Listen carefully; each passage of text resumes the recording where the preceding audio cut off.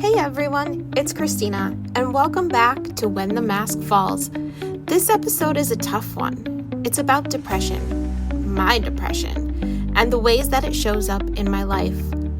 Honestly, there's still a pit in my stomach asking, do you really want to share this? But that's exactly why I need to. Because depression is one of those things too many of us live with silently. And if peeling back my mask helps even one person feel less alone, then to me, it's totally worth it. Depression. Ugh. Such a heavy word. For years, I couldn't bring myself to say it. Because if I admitted it, I felt like people would see me differently. Like suddenly, I'd be put in a box labeled fragile or weak. So I kept pretending. I'd say, I'm just tired, or it's been a really long week. But pretending didn't make it go away. It just makes the silence louder. There's 6 different types of depression.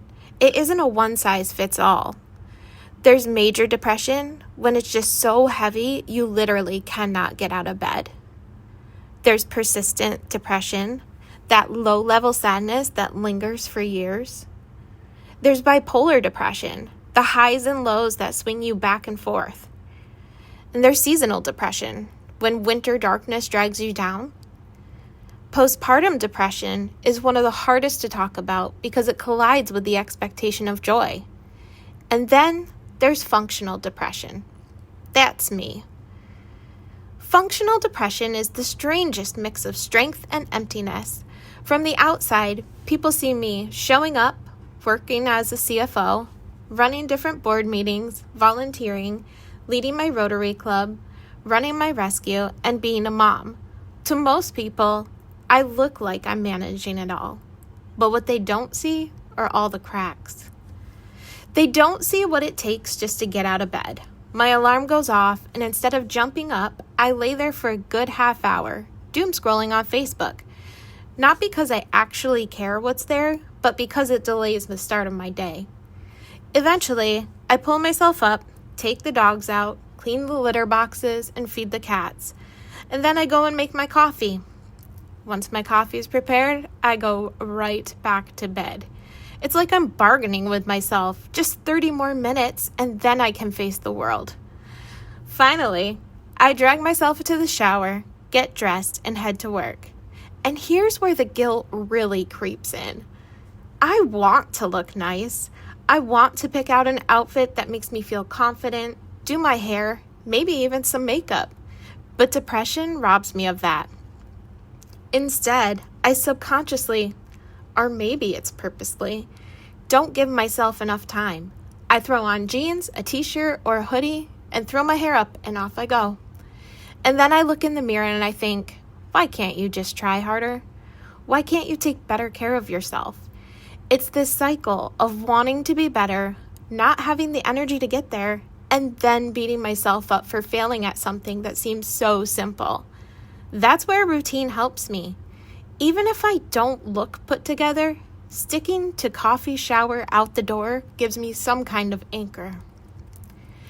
Every once in a while, I do push through though.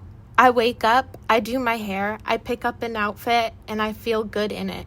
For that day, I feel like myself again. But then, that depression comes right back in and whispers, see, you can do it, so why can't you do it every day? That one good day becomes the fuel for the guilt on all the other days. That's where therapy has been huge for me. Talking it through helps me recognize depression's lies, that those off days aren't failures. It's all just part of the illness. At work, I put the mask on. I run the meetings, I do the payroll reports, I handle all the accounting. From the outside, I look capable, calm, and in control. People constantly say to me, I don't know how you do it, or I don't know how you manage it all. And the reality is, I don't. I'm a real hot mess most days. What most people see is the highlight reel, the version of me that shows up and keeps things moving. What they don't see is the exhaustion under the surface, the brain fog, the cracks I hide until I'm alone. And that is where medication comes in. I did not want to be on medication because of issues that I saw my mom go through, but I can tell you it has been a godsend and a lifesaver for situations like this. It doesn't erase depression, but it softens the edges just enough so that I can function. By the time I get home in the evening, the mask feels like it's weighing 100 pounds. I want to cook a nice dinner, but a lot of nights I just don't. I either don't eat if it's just me, or I throw something quick together or order out if Gabby's home, and then feel guilty for not being a good mom and doing better. That's when I lean on Grace. I remind myself, you showed up today. That's enough.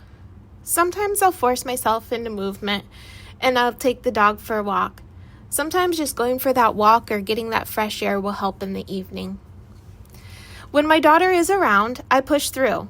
I laugh, I listen, I do my best to be present, and she doesn't even know how much she saves me in those moments. But then there's the guilt here too. Guilt that she doesn't always get the best version of me. Guilt that I'm not showing her perfect motherhood. But here's the truth.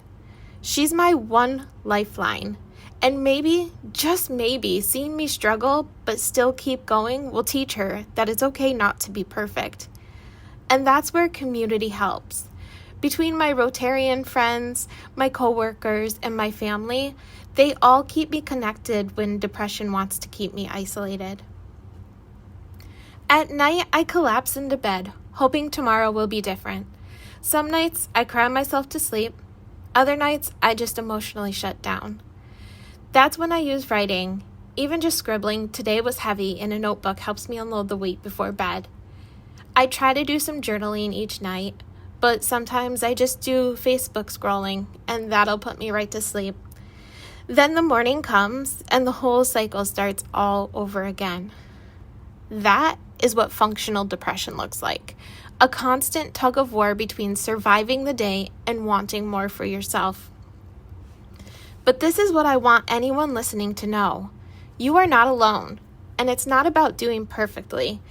It's about finding the little things, whether it's therapy, medication, routine, movement, writing, community, grace, that give you the footholds to climb out of that dark. Some days you'll use one, some days you'll use none. And some days you'll need all of them, and that is okay. Before I close, I want to leave you with a listener's toolkit. These aren't cures, they're small lifelines. I have 8 of them for you. Number 1, say it loud, even just to yourself. I'm not okay today. Naming it takes away some of depression's power. 2, pick one small thing. Make your bed, brush your teeth, drink some water. Small things count. Number 3, set a timer. Give yourself 5 minutes to get up. Start small. Number 4, write one sentence, just one honest line about how you feel. Number 5, move your body. Take your dog for a walk, take the kids for a walk, even just running in place, whatever you have to do. 6, check your inputs. If doom scrolling makes it worse, swap it for a song you love. For me, I wind up doing both at the same time. Number 7, reach out. Call or text someone. You don't have to say, I'm depressed. Just say, I need company, or do you want to hang out? And number 8, give yourself grace. Survival is enough. Looking like you manage it all doesn't mean you do, and that is way okay. And if you are in that place where you feel like you can't keep going, please dial 988, the Suicide and Crisis Lifeline. It's available 24/7. You see, depression doesn't define us. It's actually part of our story, but it's not the whole story. I'm still here, I'm still learning, and I'm definitely still figuring it out. And if you're listening, then you are too. That matters way more than you know. So use your toolkit. Take the smallest step you can today and remind yourself, you don't have to fight this in silence. Thanks for listening. Till tomorrow.